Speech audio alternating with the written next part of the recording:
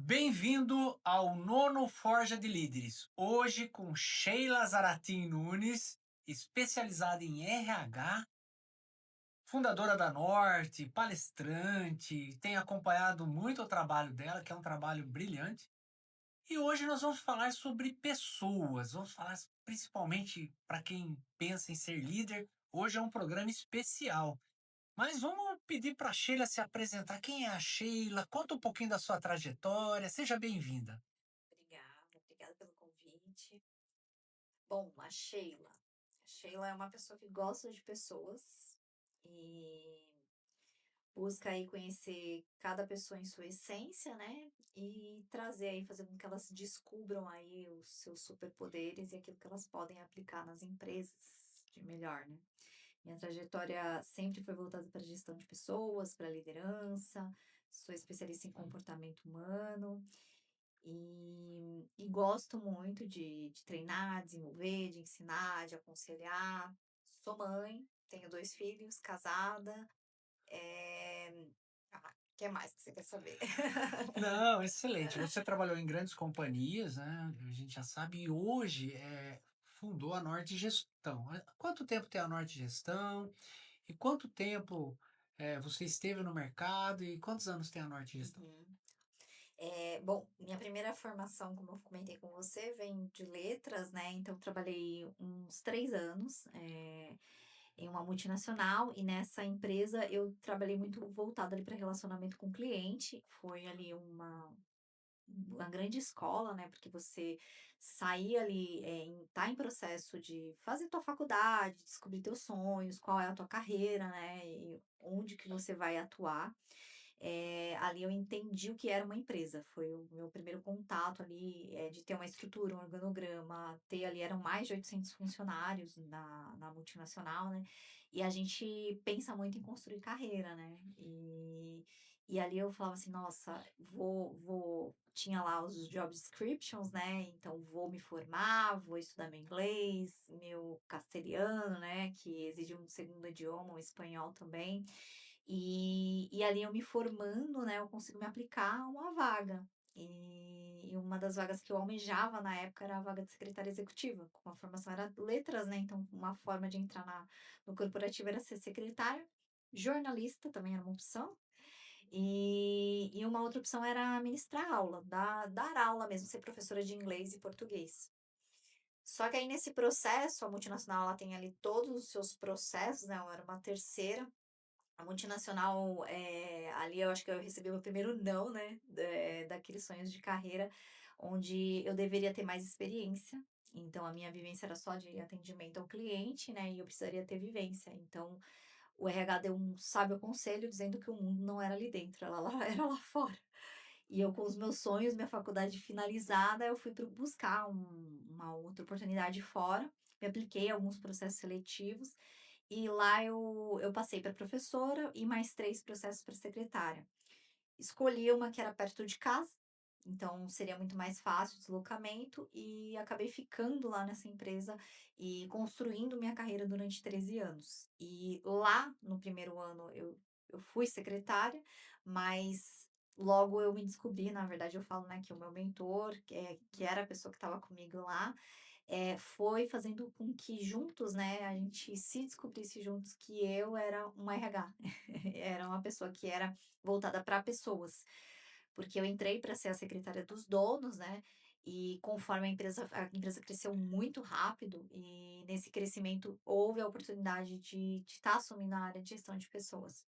E ali eu fui me descobrindo, né, então conforme a empresa ia mudando suas versões, eu ia também me descobrindo e me aplicando, buscando conhecimento, enfim, era uma empresa de tecnologia, então a tecnologia, né, como a Varitus, né, ela requer É muito é, exigente. muitas transformações, né. Na época, buscar pessoas da área, né, era quase que você, garimpar mesmo, eu falar Conquistar, né, as gari pessoas. As é, pessoas têm que gostar de trabalhar no gestão, porque hoje elas têm emprego em qualquer lugar, né, elas podem, sim, e eu gosto muito de dizer isso, as pessoas que estão aqui, elas querem estar aqui com a gente. Mas Sheila, deixa eu já começar a te provocar, eu quero fazer muitas provocações para a área sim, de RH. E você é uma pessoa que eu já ouvi você dizer várias vezes que as pessoas é o maior ativo da empresa. Uhum. Já ouvi isso. Agora, como você sabe, com a sua experiência, já atuando em várias empresas, como você sabe que a empresa ela não tem aquilo como discurso somente e realmente coloca as pessoas como o maior ativo? Tá. Se a gente pegar ali os subsistemas de RH, né, o primeiro subsistema que a gente tem é o de recrutamento e seleção, que é onde a gente fala que é a atração, é como se fosse o comercial. Então ali, a pessoa que está recrutando os profissionais, ela tem que vender o sonho. E para ela vender o sonho, ela precisa viver o sonho. Como eu estava perto do dono, do fundador, eu vivia esse sonho com ele, então ficava muito mais fácil de vender o sonho. Então, vendendo o sonho, a pessoa, se ela entrar ali para a empresa e ela verificar que aquele sonho que foi vendido não é uma realidade, ela não permanece na tua empresa. E aí a gente começa a ter o looping de rotatividade, né? Então, essa rotatividade ela pode estar desconectada com a realidade da empresa, ou ela pode estar acontecendo porque talvez as pessoas ou não foram contratadas adequadamente, ou elas estão vendo que aquilo que foi vendido não é uma realidade, né? Igual quando você comprar um produto e entregar outra Outra coisa. coisa. E aí esse grande ponto, eu vivi muito isso, né? Então, eu lembro que as pessoas falavam assim, nossa, mas você acredita muito nesse sonho, né? Porque eu vivo, né? Então, o grande ponto é o quanto as pessoas elas acordam todos os dias. Todos os dias nós acordamos, nós vamos para as empresas e se eu vou para uma empresa onde eu vou, só vai meu corpo e minha alma fica em casa, não faz sentido. E quando a gente percebia isso nas pessoas, a gente falava assim: "Precisa conversar, precisa entender se a pessoa realmente ela tá engajada ali com a empresa, se ela quer isso". E o meu grande movimento foi para trabalhar muito esse outro subsistema que a gente fala de treinamento e desenvolvimento, né, então, atraía, aí eu desenvolvi outras pessoas para fazer esse processo de recrutamento e seleção, e aí eu passei a navegar no outro subsistema que era o de treinamento e desenvolvimento. E ali entender quando que a gente consegue ali, o quanto a gente consegue desenvolver a pessoa, treinar e desenvolver, e o quanto a pessoa quer também ser treinada e desenvolvida. Porque a empresa ela vai passando por diversas fases, né. Uhum. Legal. Mas Sheila, se você tocou num ponto que eu gostei muito. As empresas, às vezes o empresário, principalmente umas PME, né, empresa como a Vares crescendo, né, e aquela acelerada, qual o erro comum que o empresário comete ao falar assim: "Eu quero construir uma cultura forte", Uhum. mas qual que é o erro que eles cometem ao tentar fazer isso? Quando eu fiz a transição de carreira, e aí eu fui para aí a gente fundou a Norte, e a Norte nasceu para fazer consultoria, que seria inicialmente a implantação do RH, e a gente falou do RH estratégico, a gente começou a esbarrar, justamente no dono. E onde era o esbarrar com o dono? O dono quer um RH estratégico, ele quer finanças estratégica, mas ele também precisa entender ali, ó, puxa, faz sentido os movimentos, as mudanças? E aí, a hora que eu sei, puxa, o dono ele tá propenso a mudar, ele quer a mudança, fica muito mais fácil da gente fazer a implantação dos processos e de fato implantar o RH estratégico ali, né? E a gente trazendo ali, se a gente falar assim: "Ah, esse movimento, né, ele pode acontecer em qualquer empresa de qualquer tamanho e em qualquer momento?" Pode, desde que a decisão seja tomada e o dono esteja decidido: "Eu quero fazer esse movimento". Por quê? Ali onde eu trabalhei, então eu falo que eu fui sou das 2 pontas, né, eu já fui CLT, já estive no lado do colaborador, e hoje eu sou dona da empresa, então eu estou do lado do empreendedor. Então eu entendo os 2 mundos. E quando eu falo assim: "Puxa, eu quero fazer uma mudança, eu quero implantar uma cultura, eu quero levar minha empresa para o próximo nível", eu preciso saber se o dono, ele está também disposto a pagar o preço para isso, porque ali vai ter uma ruptura. E ali, o que que eu percebi, né, atuando com mais de 100 empresas que a gente já atuou ali diretamente na Norte, né, Os grandes cases de sucesso que nós tivemos foi quando o dono falou assim: "Não, eu estou disposto, eu sei que vai, Vai sabe, doer. vai doer, né, em algum momento, talvez eu vou ter que abrir mão de algumas pessoas, talvez eu vou ter que, enfrentar alguns conflitos, em alguns momentos vai ser indigesto, mas eu quero passar por esse processo, porque eu quero ir para o próximo nível". Deu certo. E Sheila, conta pra gente, né? O empresário sempre está preocupado em crescer. Quero vender mais, quero faturar mais. Primeiro, o empresário deve olhar para o produto, para o mercado ou para as suas lideranças? Olha, eu vejo que um não anula o outro, tá. Eh, eu sempre falo que é 70-30. 70% você tem que estar de olho no crescimento do seu negócio e 30% você tem que estar Hum, de olho no time. Estou começando um negócio e não tenho líderes, não desenvolvi. A gente senta lá com o cliente, eu faço essa brincadeira, não, assim, ele vem e fala assim: "Tá bom, vamos montar o teu organograma. Quem tá na área comercial?" Aí ele vai falando: "Sou eu". Tá escrito. "Quem tá na área de operações?" "Sou eu". "Quem tá na área administrativa?" aí, "Sou eu". "Quem tá na área, ali comercial?" "Sou eu". E aí eu monto o organograma. Eu já cheguei a virar o organograma e o cliente vai falar assim: "Mas eu tô em tudo", porque você não tem lideranças desenvolvidas. Então não dá para fazer expansão se eu não tenho essas lideranças. Aí o dono, às vezes, ele chega e fala assim: "Não, mas eu preciso expandir, porque senão eu vou perder mercado, eu vou perder competitividade". O empreendedor, ele é assim. Só que aí a gente tem que tá consciência, porque das duas uma, né. Sabe aquela coisa, você tem filhos, né, e o filho tá andando na bicicleta com Bicicleta. rodinha, Aham. Tira a rodinha. você vai ter que tirar a rodinha, ele vai cair da bicicleta, ele vai se esfolar, talvez vai Aprender. vai ter que ter um hospital no meio, pode ser que aconteça. Mas se você não tirar a rodinha da bicicleta, você não vai desenvolver esses líderes. E aí a pergunta que eu faço para ele é: "Você quer tirar as rodinhas ou você vai continuar protegendo e Proteger, deixando infantilizando a ele. empresa?". É, Porque eu costumo falar que são fases, aí eu falo assim: "Ah, tua empresa ela tem quantos anos?". A Varitus tem hoje 18. Vai fazer 18 anos. 18 em agosto. 18 anos, eu falo que é maior de idade já.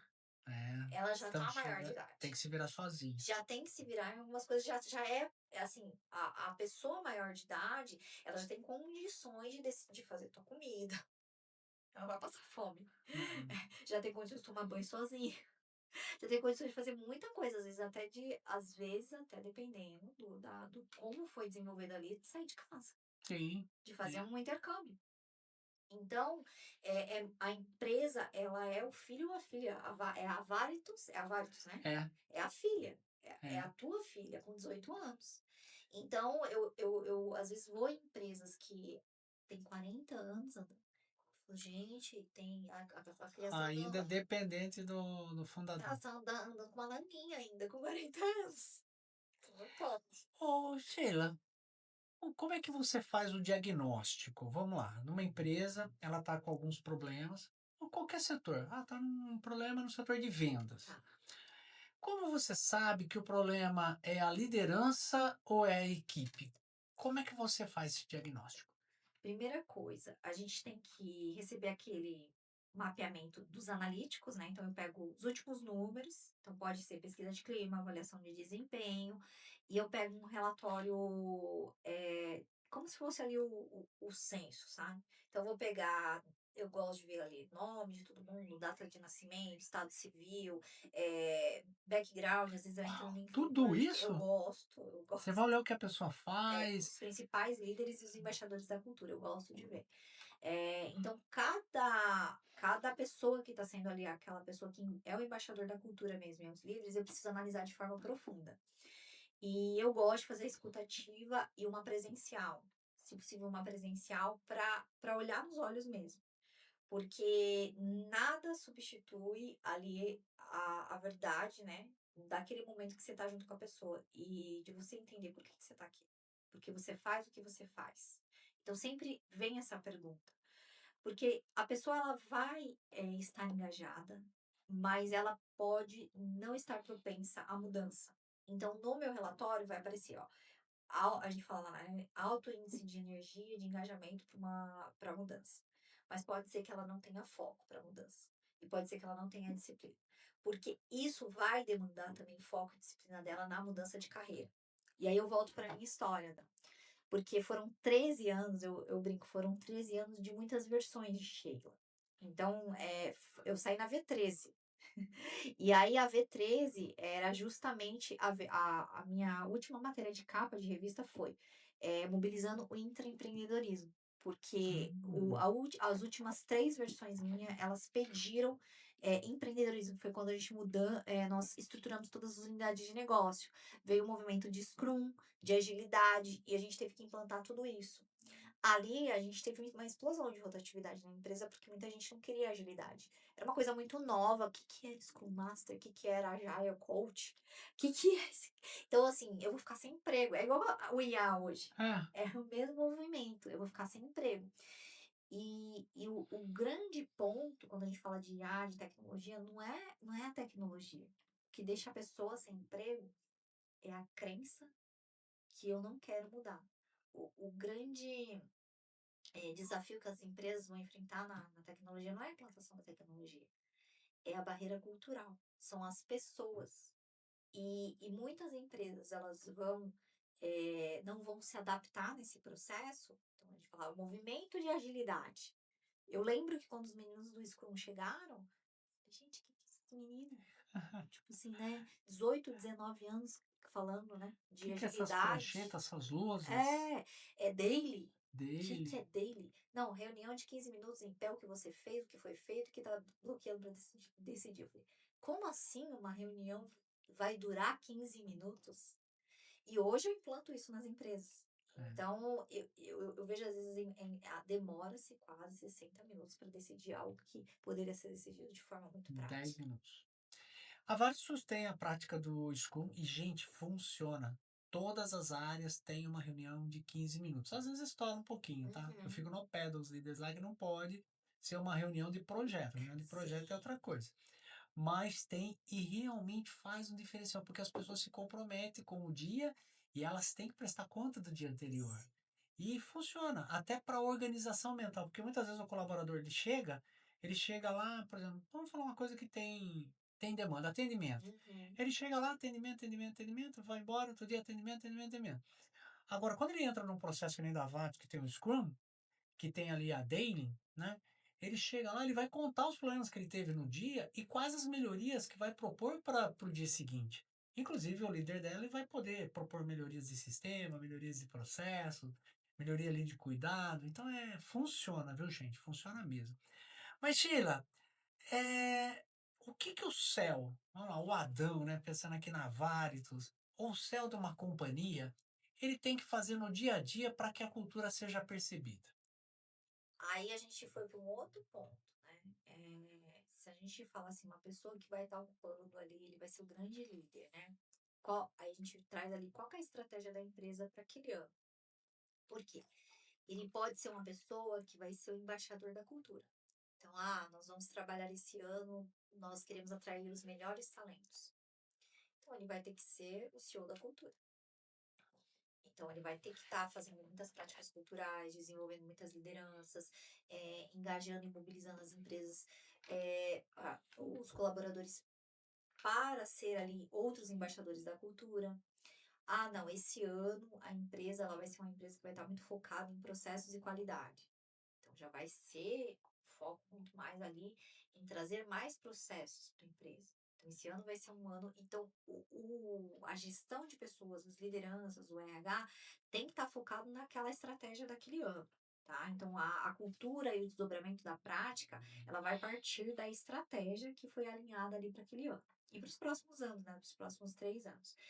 E a agenda dele, mesmo que seja uma agenda de expansão, ali ela vai ter que estar invertida, né? Ela vai ter que estar muito mais olhando para as pessoas e para os negócios. Só que agora vai ser o quê?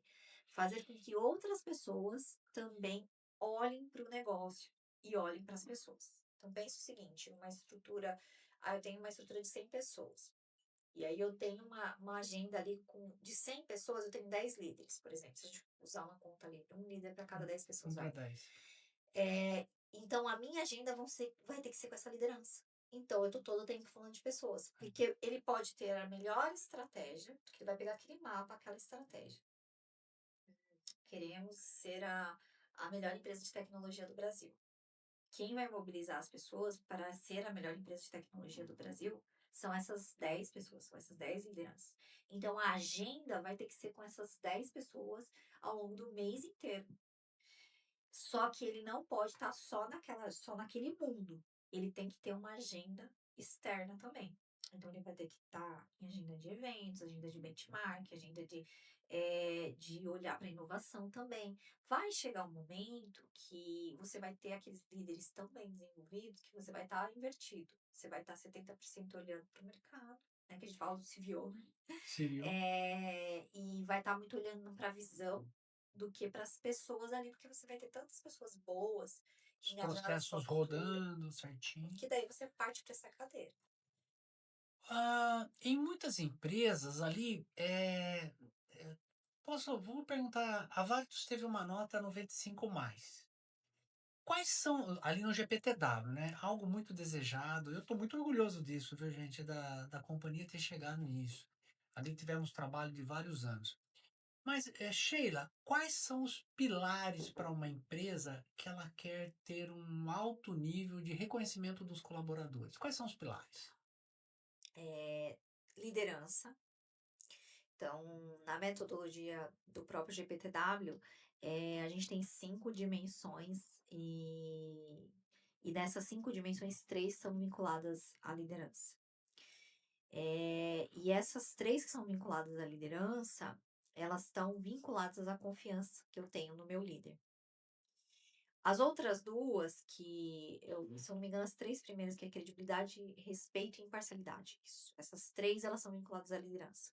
As outras 2, que é orgulho e camaradagem, elas estão vinculadas ali à empresa praticamente, né. Então, o quanto eu tenho orgulho da marca e ao meu aos meus pares, né, e o quanto essa empresa aqui eu posso contar, né, estamos todos no mesmo barco. Então você vê, de 5 dimensões, 3 são responsabilidade da liderança. Então, se a empresa ela não tem bons líderes, não adianta.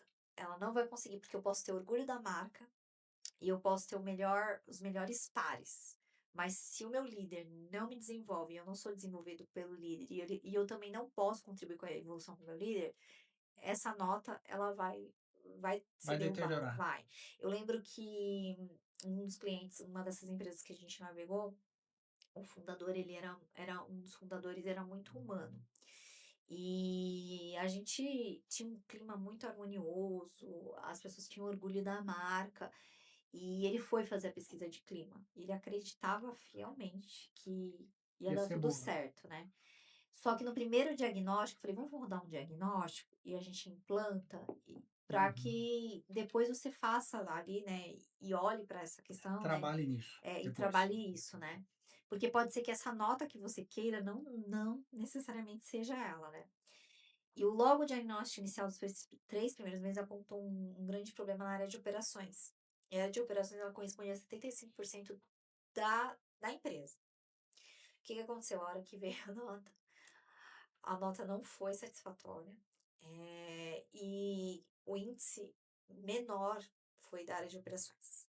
E para ele foi uma surpresa, porque não assim, surpresa Ele não da percebia isso na nota. companhia, né. Isso. E no diagnóstico já apontava que o gestor da área de operações era um ofensor para a empresa. Hum, Então você vê como a liderança ela tem um peso. ela é importante. Ô Sheila, agora voltando, né, a gente falou muito da empresa, né. Como é que a gente equilibra? Porque tem que ter uma cobrança, né. Uhum. Como é que a gente equilibra cobrança de resultado, porque a empresa não vai se não tiver cobrança de Sim. resultado, o ser humano precisa disso, com o cuidado genuíno das pessoas. Ali é uma dicotomia, né, é um conflito ali. Como é que a gente equilibra isso numa empresa saudável? Métricas, indicadores, vai trazer a imparcialidade. Porque pensa tá em época de Copa, né, um jogo. O que dá ali o jogo ganho? É o É placar. gol. Eu posso ter o melhor jogador, É. eu posso ser o melhor time, mas no final quem vai Hum, ganhar o campeonato é é quem bola na fizer gol. rede. É. Então, pode ser a melhor pessoa, é por isso que a gente fala, pessoas e resultado. Já encontrei muitas pessoas alinhadas com os valores da empresa e da cultura, mas que não estavam mais performando. E muitas pessoas que performavam muito bem, mas tinham um desalinhamento com os valores e a cultura. E lembra que eu falei das versões? Pode ser que aquela pessoa na versão 1.0 da sua empresa, ela tinha um alinhamento tanto de performance como de cultura. E talvez hoje na versão 10ª da tua empresa, ela já não esteja mais na performance. Ou ela não esteja mais alinhada à É. cultura, porque a empresa ela é um organismo vivo. E isso é um desafio, né, Sheila? Porque a gente que é empresário, a gente desenvolve um carinho pelas pessoas, né, pela formação das pessoas. Eu fico muito feliz quando as pessoas vão embora para uma empresa melhor, por um processo. Muitas vezes eu já tive colaborador que saiu da Varitus, ela foi ganhar menos, mas era o sonho da vida dela trabalhar numa multinacional em São Paulo. Uhum, Então, isso, para nós, ela chegou estagiária e participou todo aquele crescimento até chegar. Hoje ela voltou a trabalhar com a gente, então é muito gostoso isso, né? Mas é claro que sempre é uma perda, né? Mas nesse processo, Sheila, assim, tem uma coisa que me preocupa muito, sabe? O processo seletivo. Como é que a gente calibra, né? O processo seletivo é mais importante do que contratar a pessoa por competência e aderência à cultura, você percebe ali também é um desequilíbrio, né? uhum, Olha, eu já tive muito problema com isso, tá? Olha, manda para o processo seletivo. E eu tive problemas de contratar a pessoa por percepção, tive uhum, problemas de pessoas que vieram do processo seletivo ali do RH, passando por uhum. todas as fases. Como é que a gente equilibra tudo isso ali? Processo seletivo, aderência à cultura, competência técnica. Primeiro, vamos trabalhar com um índice de 90%, tá? Então, 10% você vai ter ali de desvio padrão se o seu recrutamento e seleção for excepcional, tá? Tá. Então, trabalha com esse desvio Então não que é perfeito. não vai ser 100% Então perfeito. aquela história, não, contrata por uma boa agência que vai dar tudo certo. Não, 100% você não, ó, pensa o Não tem, seguinte, né? você não vai, se a cada 10 pessoas que você contratar, uma talvez você vai errar. E por que que a gente pode errar? A gente pode errar porque a gente está lidando com o ser humano. E o ser humano, ele pode Mudar de passar ideia, desiste, não é? sim, ele pode passar em todos os testes, no final você fala assim: "Caramba, o cara ficou aqui 7 dias e não era aquilo que passou". Por quê? Porque eu tô lidando com o ser humano. Às vezes a pessoa se relaciona com uma pessoa, namora mais de não sei quantos anos, e aí quando casa, Deu errado. deu ruim. Mas por quê? Porque a convivência vai mostrar aquilo que porque o Estava escondido lá embaixo. isso, o processo seletivo hoje a gente tem muitos mecanismos, mas existe uma coisa que a gente não vai conseguir entrar tão profundamente, que é ali o coração do ser humano. E esse coração, a gente hoje como que a gente faz lá na Norte, né, quando a gente recruta para o cliente?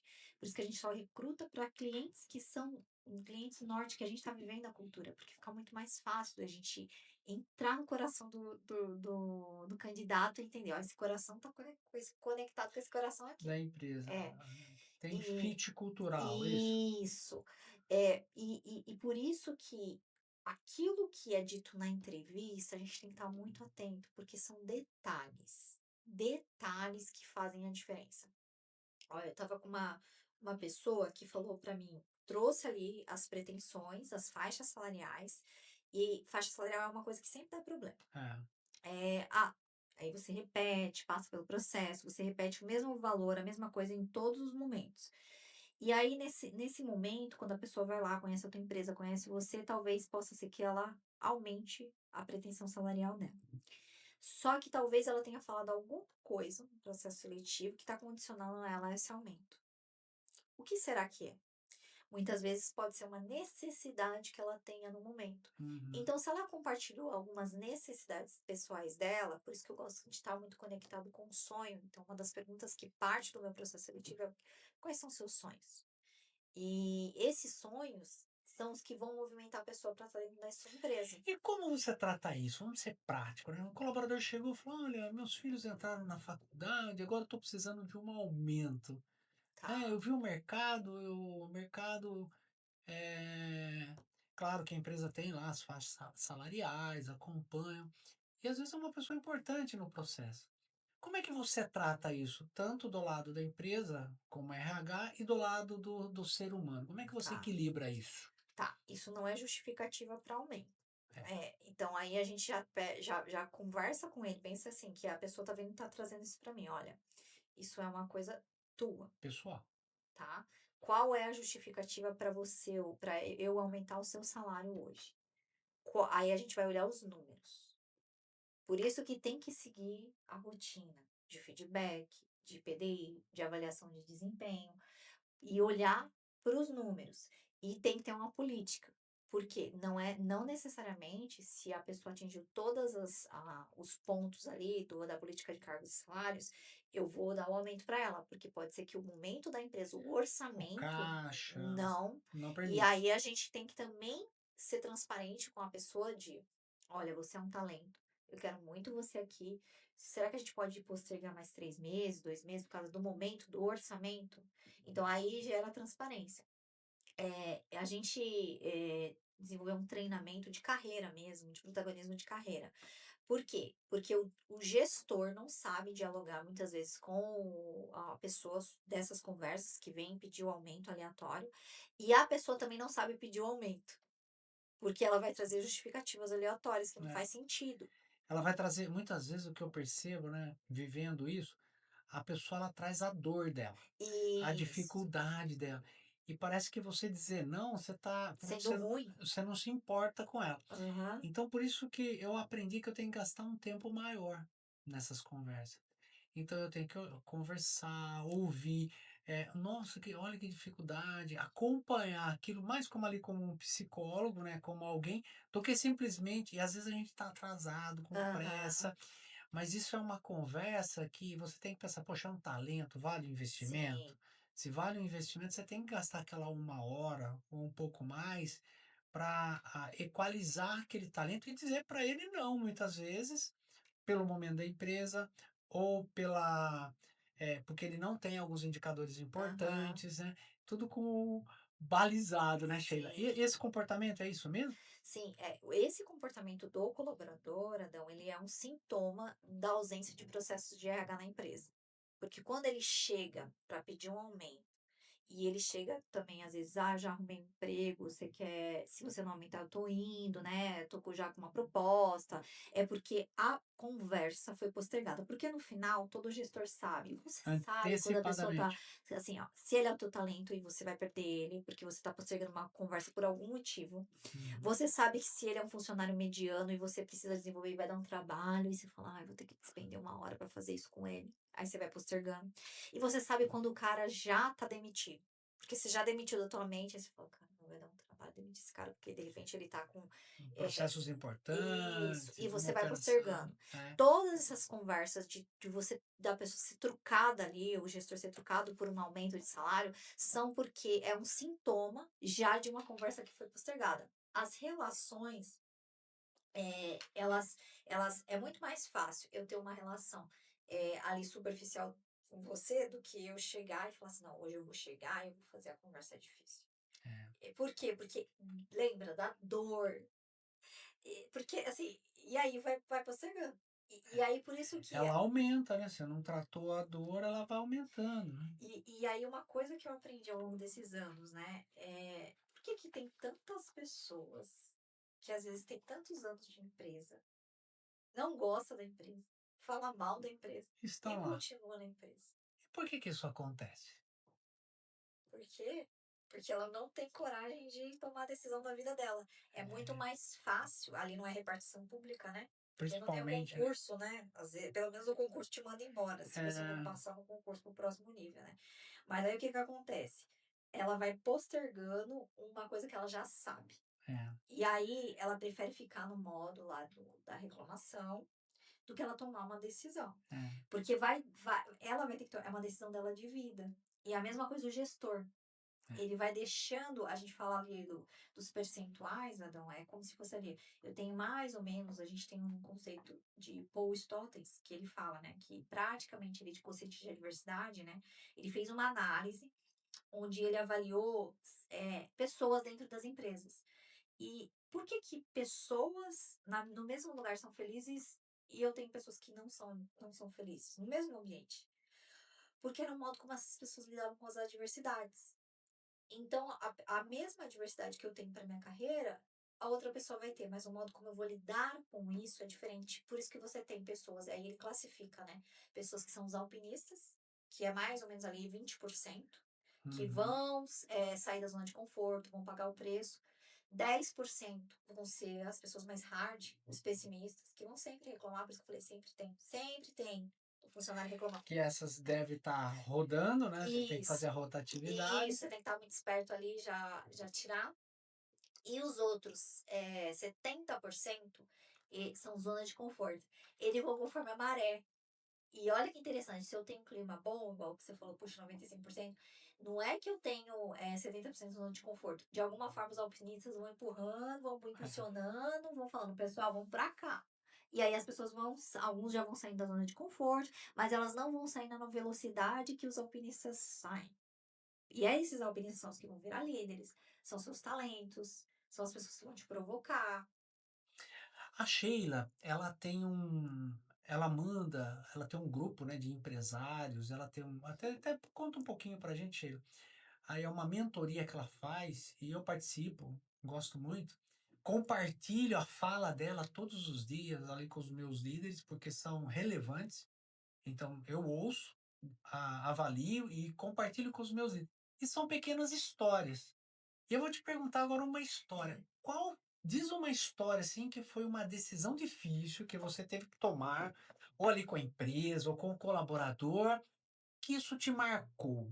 Conta uma história que foi difícil, ou para a empresa, o colaborador, e isso marcou você. Olha, eu acho que eu tive dois.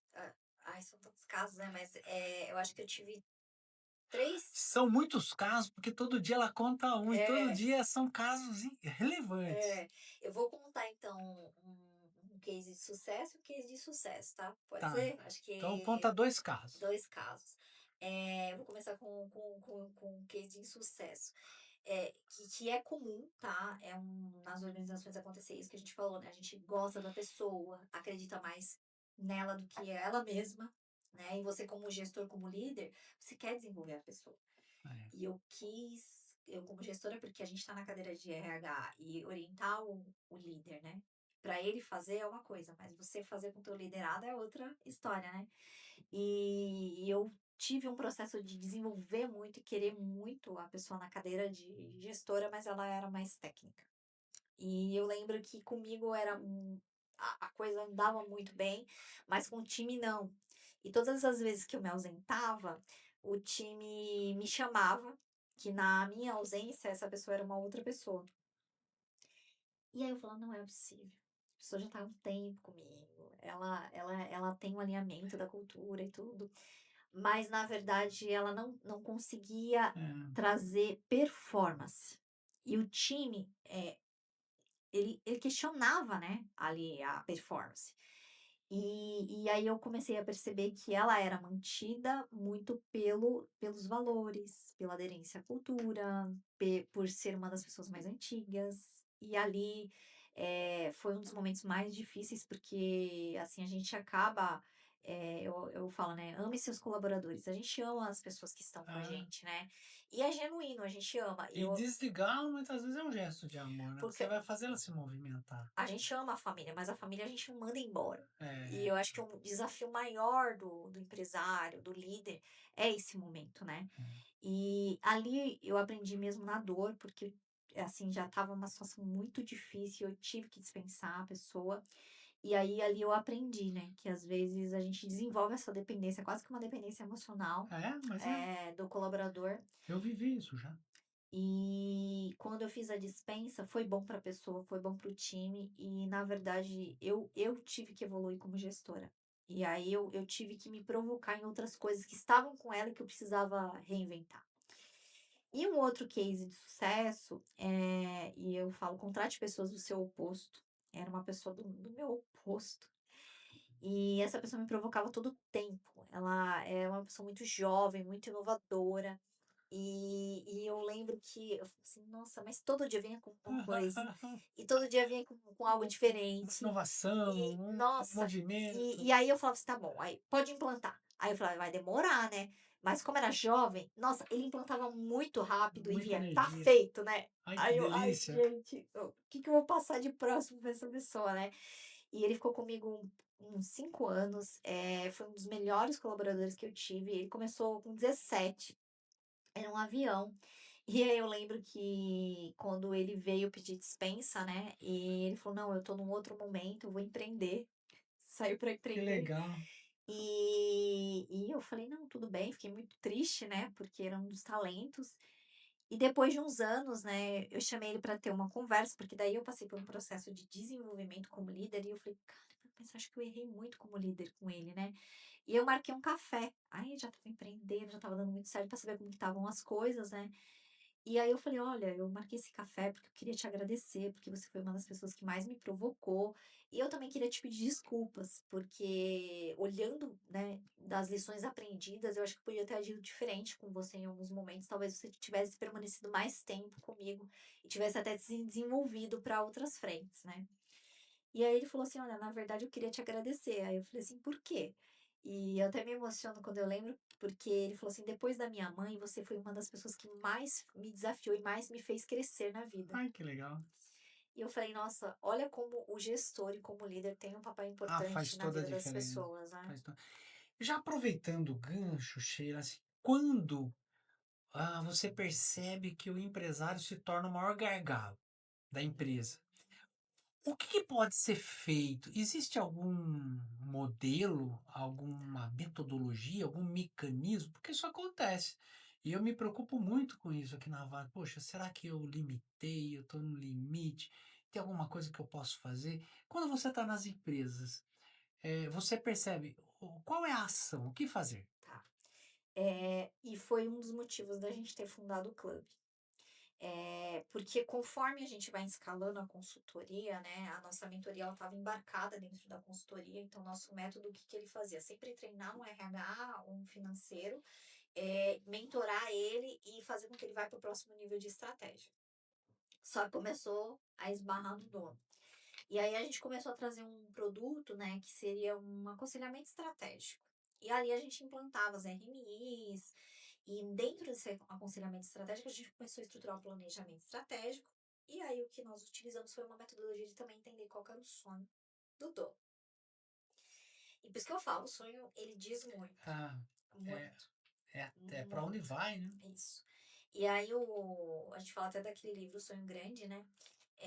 E por meio do sonho grande do dono, ali revela para mim aonde estão as crenças que impedem a empresa de crescer. Quando ele conta para mim o sonho, e eu gosto muito de ouvir a história de vida. E ele conta a história de vida dele para mim, e o momento dele, o que te trouxe até aqui, e o porquê que ele fundou aquela empresa, ali fica muito claro se ele está na mesma versão da empresa ou se ele está preso em alguma versão do passado. Por isso que eu gosto de fazer a comparativa muito com pai, mãe e filho. Por quê? Eu sou mãe, então eu sei que em algumas fases a gente tem que abrir mão de algumas coisas. Por exemplo, meu filho tem 10 anos e agora eu tenho que aprender a falar com ele com os 10 anos. E eu tenho uma filha de 6, de 5. E é diferente o diálogo da de 5 para o de 10. E aí eu tenho que ser mãe versão 5 anos e mãe versão filho de 10 anos. E isso, né, gera às vezes né, quase que um parafuso pra Um gente. desequilíbrio aí. E você vai ter colaboradores júniors e É, colaboradores sêniores. eu sofri com isso um tempo. E ao mesmo tempo, a tua empresa, ela vai estar caminhando nisso também. A sua empresa, ela vai pedir que você fale e você conduza o movimento, que o grande líder é você. Qual é a É, versão que eu estou indo? Qual a versão eu estou? E aí o diagnóstico, todo esse processo, ele vai mostrar ali, né, pra gente qual a versão que o dono está, qual a versão que a empresa está e qual a versão que de fato as pessoas que estão ali estão. Quanto maior, mais versões eu posso ter misturadas ali É. no processo. E se eu tenho uma versão muito antiga, sei lá, 50% da empresa tá presa na versão pandemia, 2020, por exemplo. E nós estamos em 2026, Tem né. que ter um movimento. E o dono tá onde? É. Sheila, vamos, já estamos há quase uma hora conversando, o papo está muito bom, eu vou ter que pular um monte de perguntas, acho que eu vou ter que chamar de novo. Eu queria te fazer muitas perguntas, mas eu vou já provocar a Sheila ali como líder e para a gente já indo para um final, né? Qual foi o pior momento da sua vida como líder que você fala, agora eu sou líder, mas te forjou, tá? O programa chama Forja de Líderes. Qual foi o momento, assim, que te forjou, né, que você teve que se rasgar e falar: "Não, agora eu vou tomar as rédeas disso aqui e vou agir"? Tá, pra mim foi quando a gente fundou a Norte, né, e hoje eu empreendo com o meu marido, né, então meu sócio. Que é um grande desafio, não é? Sócio e É. marido, eu imagino. E e ali a gente saiu de uma modalidade seletista, né, para um empreendedorismo, e no meio da pandemia, né, então 6 meses antes a gente tinha um emprego e 6 meses depois a gente não tinha mais, né. Então a gente tinha todas as contas para pagar, um filho, um sonho e a cara e a coragem, né. E a gente ficou ali, eu acho que num processo ali de mais ou menos, que a pandemia durou 2 anos, de uns 2 ou 3 anos, né, experimentando muito, né, até chegar no modelo de negócio ideal, né, e o que que a gente iria fazer e atuar ali como norte. Mas foi quando a gente sentou de fato, né, e percebeu que a gente tinha que ser protagonista, dali da empresa, né, e fazer o que a gente sempre fez. A gente liderou pessoas, só que a gente tinha que agora aprender a liderar uma empresa. É, E a empresa ela tinha 3 anos, né, e a empresa bebê, e a gente também júnior no empreendedorismo, né, e ali a gente teve que assumir e acho que o grande ponto foi uma conversa que nós tivemos, né, onde a gente falou assim: "Olha, nós somos, marido e mulher, nós somos sócios e tem coisas que a gente não tá vendo, e a gente acho que é importante a gente procurar um mentor". E aí nós buscamos, né, o nosso ex-chefe, que ele conhecia muito bem a gente, né, para ele fazer a mentoria com a gente, porque ele iria conhecer, nossas luzes e nossas sombras. ah, Melhor pessoa, que né, legal. poderia estar orientando a gente era ele. E muita humildade de vocês também de ir para o ex-chefe de vocês, pedir ajuda. Eu acho que eu sei que é a pessoa uma pessoa fantástica, assim, iluminada, que sabe o que faz. Sim. Mas é muito boa essa história de vocês, eu gostei muito. Porque aí procurar o mentor, ele poderia falar onde a gente não estava enxergando, né. É, E ali eu entendi que para você liderar, você também precisa ser mentorado, né. é, E o empreendedor ele tem muito isso, né, a gente chega num momento e a gente fica numa posição solitária. é, E ali a gente não podia nem falar com o marido e com a esposa, porque era o sócio, né. é. Aí Os 2 tá estavam vivendo o mesmo me problema, né, não ia sair dali, né. e o grande ganho das mentorias e do clube é isso, né, é você estar nessa troca, né, é É, você ser vulnerável, erguer a mão e falar: "Olha, eu também preciso também", eu falo, né: "Só acontece no concorrente? Não, acontece comigo também". é. E Sheila, durante a sua trajetória, qual o princípio que você decidiu não negociar e te custou caro? Tá, não negociar e me custou caro. Olha, eu quando eu fiz a transição de carreira, então eu vinha numa linha executiva, então mais de 12 horas, né, como executiva e o meu filho ele me provocava Demandava, muito, né, demandava, porque eu sou o primeiro a entrar na escola e o último a sair, né. Eu é, coloquei ele do lado da empresa, pra ir buscar ele 5 para 7 porque, não teria trânsito, né, e ele tinha 3 anos. E aí ele começou a falar, e aquilo começou a doer demais em mim, né. é, E aí eu falei: "Não, eu acho que tá no momento estava num momento bom para a empresa, ia fazer um novo movimento estratégico, né". Eu falei: "Acho que eu tô num momento bom de fazer uma transição de carreira". E aí eu falei: "Agora eu vou me dedicar mais à família, né, e fazer mais meus treinamentos ali". Só que aí a gente vem com a linha do empreendedorismo, né, e a gente acha: "Não, empreendedorismo, né, vai ser tranquilo". E aí a gen né, vai ser bem tranquilo, né. Agora você Agora eu vou vou fazer ter 6 horas, tempo, né. vou ter 6 horas, é verdade. E na verdade não, na Não, verdade tudo se mistura. é. Às vezes eu nem sei quando é sábado, às vezes não sei nem quando é domingo, né. Eu gosto muito, quando eu comecei a empreender, eu já tinha uma ideia, né. Então, assim, hoje eu não faço muito separação de trabalho, família. Na realidade, eu tenho agenda para tudo, agenda para filho, agenda para neto, agenda para.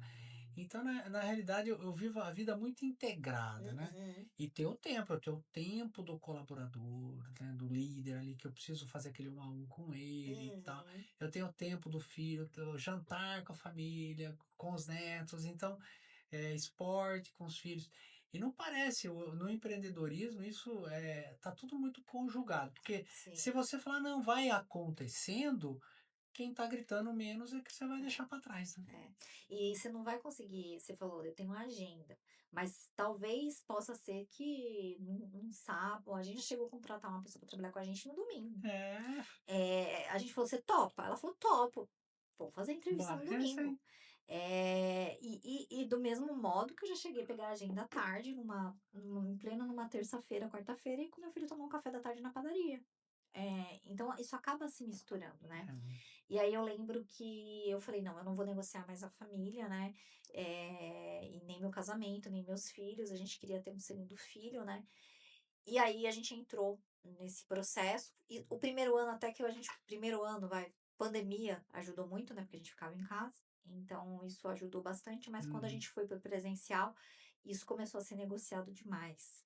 E aí eu já tive minha segunda filha, né, e aí tava naquela coisa mais, né, insana, e eu lembro que a Manu ela acabou nascendo um mês antes. E ali eu acho que foi o pá! O choque de novo, fala assim: "Olha, espera aí, você falou que não ia negociar isso, e É. você começou a negociar, isso aqui não tá sendo negociado, né". E aí eu tinha ó, pra você ter uma ideia, Nadão, eu fui, agendar o parto. E nisso que eu fui agendar o parto, naquele mesmo dia, eu tinha uma reunião, um treinamento, uma live e uma palestra. E aí a médica olhou pra mim e falou assim: "A gente vai ter que antecipar o parto". Aí eu falei: "Ah, tá bom". Pra quando? Porque só vai ser daqui a um mês. Acho que ela vai colocar uns dias antes, né. Pra hoje, agora.